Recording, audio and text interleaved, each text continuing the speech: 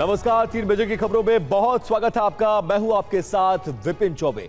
और दुनिया में इस वक्त दो मोर्चों पर युद्ध चल रही है और रशिया और यूक्रेन जंग में इस वक्त एटमी खतरा मंडरा रहा है। कैसे, वो हम आपको बताने जा रहे हैं। अमेरिका और ईरान के बीच किसी भी वक्त दूसरे चरण का रण हो सकता है, लेकिन दुनिया को डराने वाली खबर यूक्रेन के मोर्चे से आ रही है, क्योंकि दोनों का टकराव एटमी युद्ध में बदलने की आशंका जताई जा रही है। रूस और बेलारूस 2 दिन से न्यूक्लियर वॉर ड्रिल कर रहे हैं। इस युद्धाभ्यास से रूस जमीन, आसमान और समंदर से नेटो को अपनी परमाणु ताकत दिखा रहा है। सवाल यह भी है कि क्या रूस यूक्रेन के बीच परमाणु युद्ध छिड़ने वाला है? कीव ने दावा किया है कि रशिया ने यूरेनियम वॉरहेड वाली मिसाइल यूक्रेन पर दागी थी। पूरी खबर डिकोड करेंगे, साथ ही आपको बताएंगे। आगे बढ़ते हैं। खेरसोन में रूस ने एक बहुत बड़ा हवाई हमला किया है। फाइटर जेट से गिराए गए गाइडेड बम। हमले में यूक्रेनी सेना की 10 सैन्य पोस्ट तबाह हो गई है। फैब 500 बम से यूक्रेन पर इस हमले को अंजाम दिया गया और कितना विध्वंसक था यह हमला, जरा उसकी तस्वीरें देखिए। फाइटर जेट से इस फैब 500 गाइडेड बम को गिराया गया है और इसमें यूक्रेनी सेना की सैन्य बेस, 10 सैन्य बेस को भारी नुकसान पहुंचा है।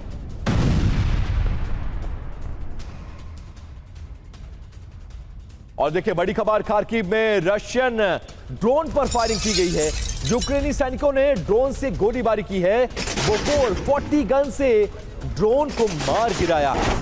ये तस्वीर देखिए, आसमान में यह रशियन ड्रोन यूक्रेनी एरिया में आने की कोशिश कर रहा था और उसको टारगेट करके कैसे मार गिराया गया है उसकी तस्वीर है आपके सामने।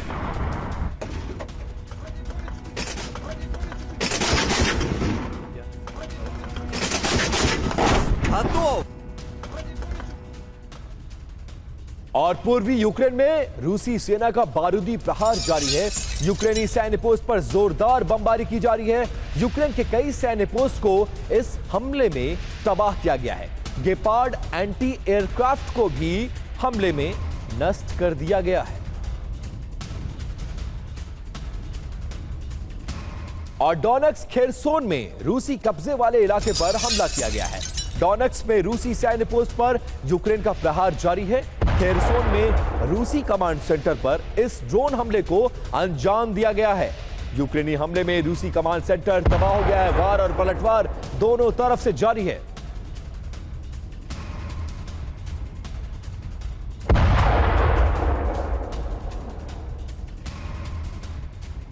और खबर यह है कि रशिया और यूक्रेन में एटमी टकराव की आशंका बढ़ गई है।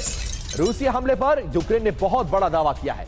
यूक्रेन पर रूस की एटमी अटैक की कोशिश और रशिया की तरफ से जो मिसाइलें दागी जा रही हैं वो इस तरह की वॉरहेड वाली हैं, जिसके बाद अब माना यह जा रहा है कि क्या रशिया और यूक्रेन की जंग इस मुहाने पर पहुंच गई है कि इसमें न्यूक्लियर वॉर की आशंका बढ़ सकती है।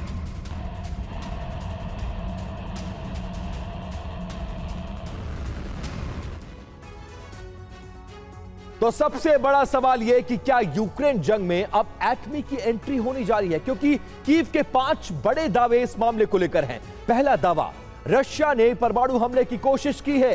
दूसरा दावा कि यूरेनियम वॉरहेड वाली मिसाइल से इस बार यूक्रेन को निशाना बनाया गया है। दावा नंबर 3, किसी वजह से मिसाइल में धमाका नहीं हुआ, वरना वो होता जिसकी कल्पना नहीं की जा सकती है। चौथा दावा क्या है, चेर्निहिव में रूस की एटमी मिसाइल मिली है। और पांचवा और सबसे महत्वपूर्ण कि R-60 air to air missile uranium से लैस थी और इसके बाद यह माना जा रहा है कि बहुत बड़ा विध्वंसक हमला किया जा सकता था। यह दावा किसका है, यह जानना बहुत जरूरी है। सिक्योरिटी सर्विस ऑफ यूक्रेन और उसके जरिए यह दावा किया गया है। जरूरी बात यह है कि चेर्निहिव पर यह मिसाइल अप्रैल में दागी गई थी, उसकी रिपोर्ट्स अब जाकर सामने आई है। तो सवाल सबसे बड़ा यह है कि क्या पुतिन ने वो ब्रह्मास्त्र चला दिया है जो इस 4 साल के युद्ध में अब तक इस्तेमाल नहीं किया गया था, और इससे क्या यूक्रेन का विनाश होना तय माना जा रहा है, क्योंकि बहुत सारे साक्ष्य इस मामले में सामने आ रहे हैं। क्या है वो साक्ष्य, जरा वो जान लीजिए। रशिया ने गेरॉन 2 ड्रोन में लगाई थी R-60 मिसाइलें। हेलीकॉप्टर और फाइटर जेट गिराने के लिए इसका इस्तेमाल किया गया। मिसाइल में डिप्लेटेड यूरेनियम वॉरहेड लगाया गया था। और ये डिप्लेटेड यूरेनियम क्या है, जरा वो भी जानिए, जिसको लेकर यूक्रेन में हड़कंप मचा हुआ है। संवर्धित यूरेनियम बनाने की प्रक्रिया से ये बाय प्रोडक्ट मिला हुआ है। संवर्धित यूरेनियम के मुकाबले कम खतरनाक होता है, लेकिन यह माना जाता है कि एटमी क्षमता यह रखता है। ऐसे यूरेनियम में 40% कम रेडियो एक्टिव पदार्थ मिला होता है। छोटे दायरे में रेडिएशन की तरह नुकसान की इसमें आशंका व्यक्त की गई है।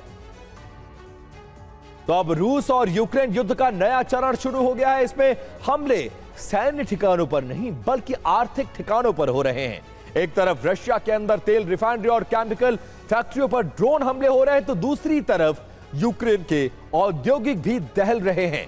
और इसी बीच एक नई रिपोर्ट ने चीन की भूमिका को लेकर भी सवाल खड़े कर दिए हैं।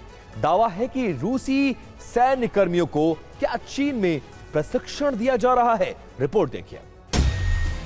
रॉयटर्स ने यूरोपीय खुफिया एजेंसियों और दस्तावेजों के हवाले से दावा किया है कि पिछले साल चीन में लगभग 200 रूसी सैन्य कर्मियों को प्रशिक्षण दिया गया है और उनमें से कई बाद में यूक्रेन युद्ध में लौटे।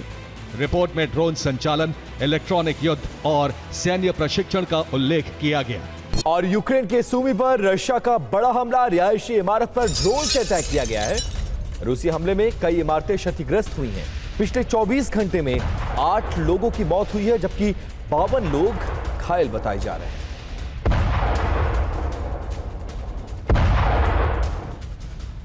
और यूक्रेन के कई इलाके पर रशिया का मिसाइल आकर गिरा है। रूस ने यूक्रेनी पोस्ट पर दागी है बैलिस्टिक मिसाइलें। 150 से ज्यादा ड्रोन से भी यूक्रेनी पोस्ट पर अटैक किया गया है। यूक्रेन ने 131 रशियन ड्रोन को मार गिराने का दावा भी किया है।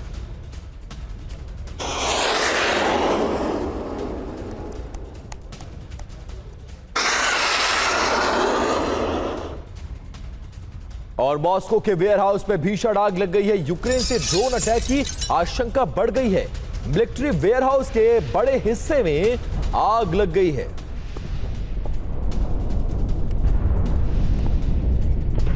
वहीं नाटो रूस के बीच टकराव की आशंका बढ़ती नजर आ रही है। नाटो चीफ मार्क रूटे की रूस को चेतावनी, यूक्रेन पर एटमी हमला हुआ तो हम रशिया को तबाह कर देंगे। Iran working closely together. It's one of the reasons why in NATO, on the US side, the Canadian side, the European side of NATO, we are conscious of the fact, yes, NATO is a transatlantic. तो ये लड़ाई NATO versus Russia होती नजर आ रही है और परमाणु युद्ध ऐसा लग रहा है कि होकर ही रहेगा। मार्क रूटे ने चेतावनी दी है। क्या चेतावनी है, जरा वो जानिए और समझिए। यूक्रेन पर रशिया ने अगर परमाणु हमला किया तो रशिया को नाटो मिलकर तबाह कर देगा। रूस बेलारूस के परमाणु युद्धाभ्यास पर नाटो नजर बनाकर रखा गया है। सवाल यह है कि क्या रशिया और नाटो के बीच अब परमाणु युद्ध हो सकता है, कि इसकी संभावना बढ़ती नजर आ रही है। मतलब समझिए इसका क्या है। रूस के साथ जंग में नाटो यूक्रेन को अकेला नहीं छोड़ेगा। यूक्रेन पर रूस से परमाणु हमले रोकने की यह रणनीति संभव हो सकती है और रूसी न्यूक्लियर ड्रिल को कीव के लिए खतरा मान रहा है नाटो। इसीलिए नाटो चीफ ने इस बात को बिल्कुल साफ कर दिया है। अब देखिए, यूरोप रूस को बड़े खतरे के तौर पर देख रहा है और यूक्रेन की मदद करके यूरोप ने सीधे सीधे रशिया से अदावत मोल ले ली है। बार बार संदिग्ध ड्रोन की घुसपैठ से यूरोप में दहशत जैसा माहौल है और ऐसे हालात में अब ट्रंप यूरोप से अमेरिकी सैनिकों की तैनाती घटा रहे हैं।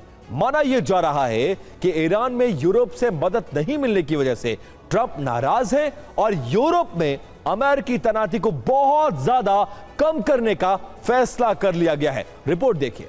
यूरोप में यूएस ब्रिगेड कॉम्बैट टीमों की संख्या घटेगी।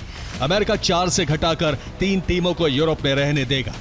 पोलैंड में अमेरिकी सेना की तैनाती में भी देरी हो रही है। पहले से तय प्लान के मुताबिक 4000 अमेरिकी सैनिकों की तैनाती पोलैंड में होनी थी, जबकि जर्मनी में रॉकेट मिसाइल बटालियन को जाना था, लेकिन अब दोनों देशों के लिए तैनाती को कैंसिल कर दिया गया है। और अब बात उन 3 चेहरों की जिन्होंने 2 फ्रंट को न सिर्फ एक जंग में तब्दील कर दिया, बल्कि ट्रंप को नए बारूदी भंवर में भी फंसा कर रख दिया है। ट्रंप ईरान पर बार बार हमले की धमकी तो दे रहे हैं, लेकिन हमला नहीं कर रहे हैं। सवाल यही है कि आखिर क्यों? दरअसल ईरान ने रशिया और चीन के साथ मिलकर पर्दे के पीछे एक ऐसा जाल बिछा दिया है जिसकी वजह से ट्रंप की हर रणनीति फेल होती नजर आ रही है। रिपोर्ट देखिए। अगर सुपर पावर की साख पर जो बट्टा लगा है, अगर अमेरिका का वर्चस्व समाप्त हुआ है, तो इसकी सबसे बड़ी वजह है ट्रंप और उनकी ग्लोबल नीति। यूक्रेन से लेकर वेनेजुएला और ईरान तक ट्रंप ने जो जो कदम उठाए वो सभी उल्टे पड़ गए। एक तरफ है रूस, चीन, उत्तर कोरिया और ईरान, तो दूसरी तरफ अमेरिका के साथ अब तक कोई भी ताकतवर देश नजर नहीं आ रहा है। ऐसा इसलिए क्योंकि ट्रंप ने खुद ही नाटो और यूरोपीय देशों से अपने रिश्ते खराब कर लिए हैं। यही वजह है कि ईरान जंग में नाटो का कोई भी देश अमेरिका का साथ देने नहीं आया, जिससे ट्रंप अब भी भड़के हुए हैं।